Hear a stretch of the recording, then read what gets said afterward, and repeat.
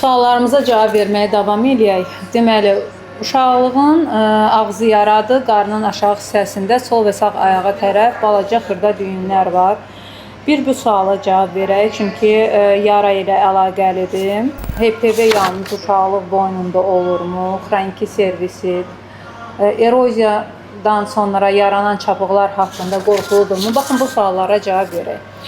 Uşaqlıq boynun eroziyaları, nə qədər də biz bu haqqında videolar paylaşsaq, çox rast gəlinən patologiyalardır. Ümumiyyətlə, uşaqlıq boynun patologiyaları, bu sizin dilinizdən desək eroziyalar, amma tibb adı ektopiyalar, ektropion, bax bu adlarla adlandırılan sahələr.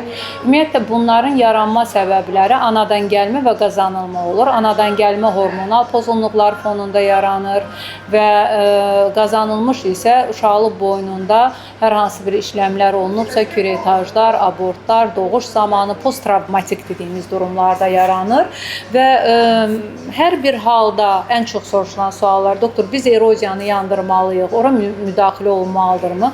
Xeyr, hər bir halda hər bir eroziya yandırılmır. Biz bunun haqqında dəfələrlə danışmışıq. Bir də qeyd edim ki, bu yandırmaq populyar bir, belə deyək, düşüncədir, amma hələ də günümüzdə bizə müraciət edən pasientlər arasında HPV və PAP testini götürmədən uşaqlıq boynunda hər hansı bir yara var, gəlin yandıraq deyilən durumlar olur. Mütləq HPV testləri, PAP testləri, onkotestlər olunmalıdır və pasientin dayanmadan şikayətləri varsa, kolposkopik olaraq bir problem varsa, o halda biz o işləmi tövsiyə edə bilirik. O sual ki, hansı ki, eroziya yandırıldıqdan sonra çapıqlar qorxuludurmu?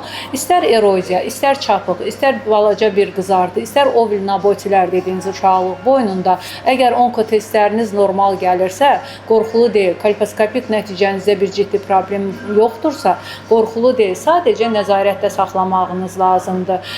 Və bir çox suallar gəlir kolposkopiya ilə əlaqədar, kolposkopiya görüntüləri və mənaları haqqında. Ona ayrı bir mövzu çəkərəm. Amma ən çox soruşulan suallar, doktor, mən öz istəyimlə kolposkopiya eləyə bilərəmmi? Protokollara görə, qayda qanuna görə onkotestlərimizdə problem olarsa biz getməliyik kolposkopiya müayinəsinə və yaxud da ki, dayanmadan simptomatika kəsmirsə, o zaman öz istəyimizlə gedə bilərik. Əks göstəriş olmayan, ziyanı olmayan bir müayinədir.